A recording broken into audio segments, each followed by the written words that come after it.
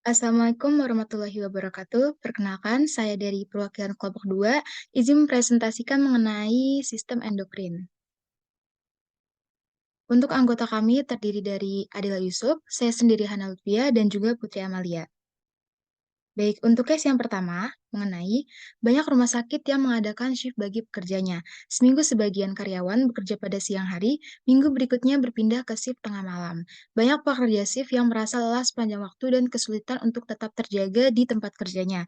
Di rumah pun mereka juga tidak bisa tidur.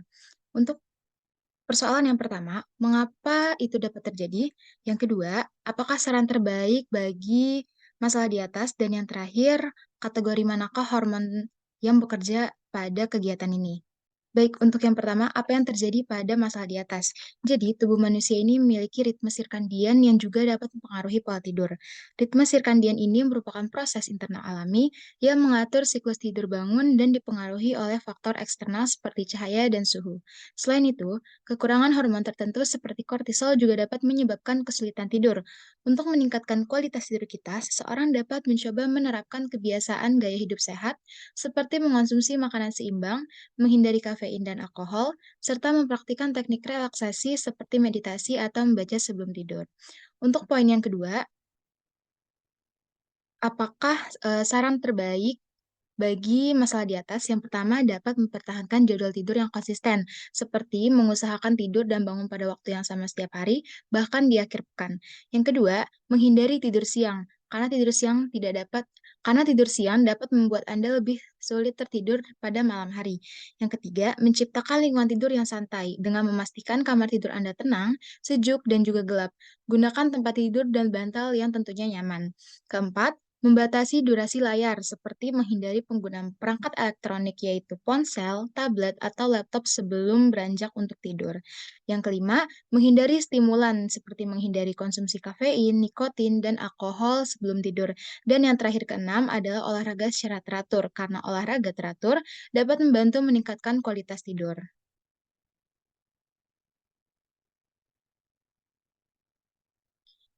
Nah, sekarang poin yang ketiga adalah hormon yang bekerja. Sebenarnya tidak ada hormon spesifik yang dapat menyebabkan rasa lelah dan sulit tidur. Namun, kekurangan hormon tertentu seperti kortisol dapat menyebabkan kesulitan tidur. Kortisol adalah hormon yang diproduksi oleh kelenjar adrenal dan terdapat dalam respons stres tubuh. Ini membantu mengatur siklus tidur bangun dan biasanya ada pada malam hari dan tertinggi ada pada pagi hari dan terendah ada pada malam hari. Ada berbagai jenis hormon yang mempengaruhi tidur dan terjaganya kita. Beberapa hormon tersebut antara lain yang pertama ada melatonin, yaitu hormon yang diproduksi oleh kelenjar pineal dan membantu mengatur siklus tidur bangun kita. Kadar melatonin ini akan meningkat pada malam hari dan menurun pada pagi hari.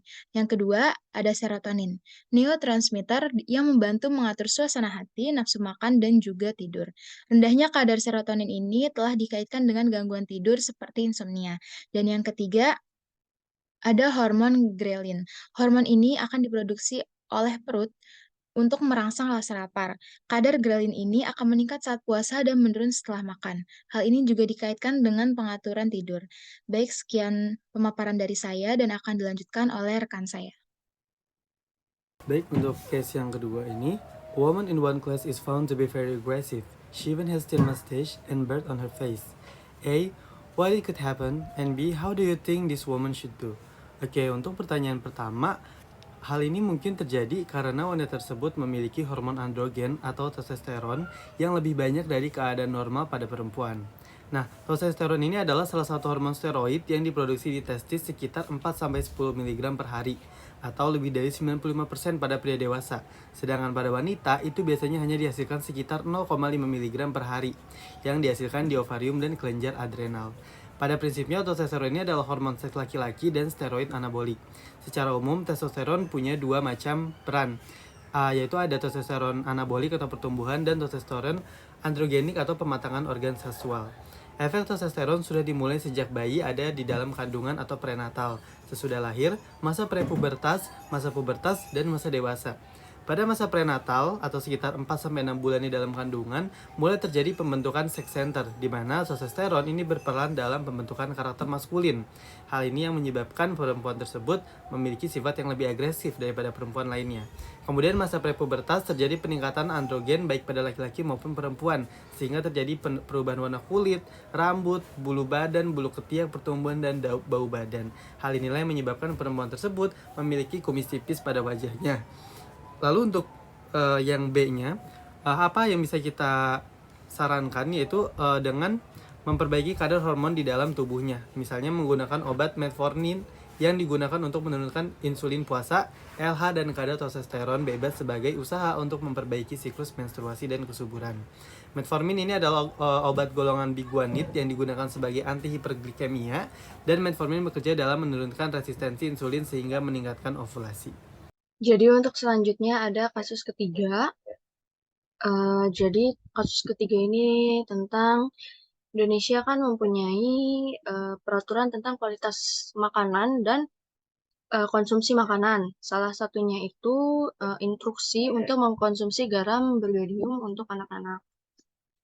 Pertanyaan pertama, apa pendapat saya tentang alasan dari instruksi tersebut? Lalu yang kedua, hormon apa dan organ apa yang menjadi target dari konsumsi garam beriodium tersebut. Dan yang ketiga, buatlah poster dengan desain terhadap kasus ini.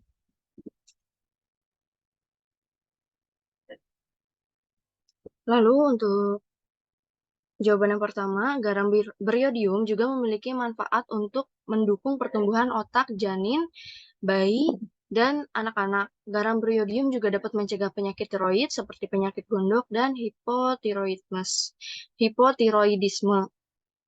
Lalu yang kedua, sintesis hormon tiroid bergantung pada jumlah yodium yang masuk ke dalam kelenjar tiroid. Konstituen T3 dan T4, metabolisme yodium dalam kelenjar, dan sintesis protein reseptor untuk yodium, dan tiroglobulin. Tiroglobulin bertugas untuk mendukung yodinasi dan pembentukan T3 dan T4. Sekresi hormon dalam jumlah yang normal akan membutuhkan sintesis hormon dengan kecepatan normal dan suatu proses untuk hidrolisis triglobulin dan pembebasan hormon aktif. Yodium memasuki tiroid dalam bentuk yodida inorganik dan organik. Sumber yodium adalah yodium yang diturunkan baik dari deodinisasi hormon tiroid atau dari bahan yang telah diodinisasi dari yodida yang masuk dari makanan, air, atau obat. Lalu ini merupakan poster yang kami buat tentang pentingnya konsumsi garam beriodium untuk anak-anak serta manfaat-manfaat garam beriodium untuk anak-anak. Sekian presentasi dari kelompok kami. Terima kasih. Kurang lebihnya mohon maaf. Wassalamualaikum warahmatullahi wabarakatuh.